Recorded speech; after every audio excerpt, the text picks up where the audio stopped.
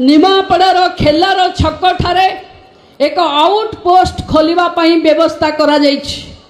Traffic जनित समस्यार स्थायी समाधान पई जयश्री छक दोलवेदी छक निकट रे ट्रैफिक एड पोस्ट पई दिया जाइथिबा प्रस्ताव को सरकार अनुमोदन मिली सारी बहु जल्दी आरंभ होब।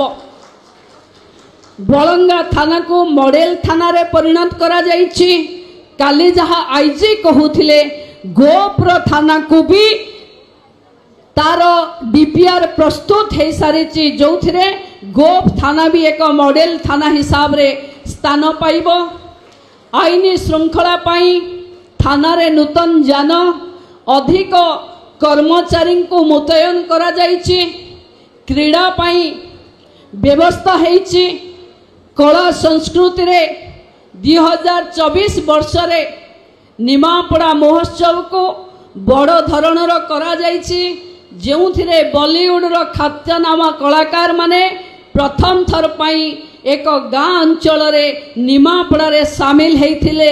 आपण सलीम सुलेमान नाइट देखिबार सुजोग पाइचंती। निमापड़ा छेना झिलीर प्रचार एवं प्रसार पाई ओटीडीसी रो स्टॉल रे यहाकू स्थानित करिवा पाई एवं जीआई टैग रो मान्यता पाई काम आरंभ होइछि।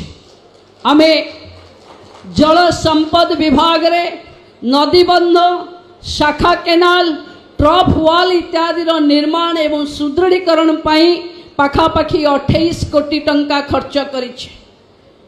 धनुआ नदी रे आसुथिबा बन्यार स्थायी समाधान पाई उच्च स्तरीय कमिटी गठन करी डीपीआर प्रस्तुत करा जाइछि।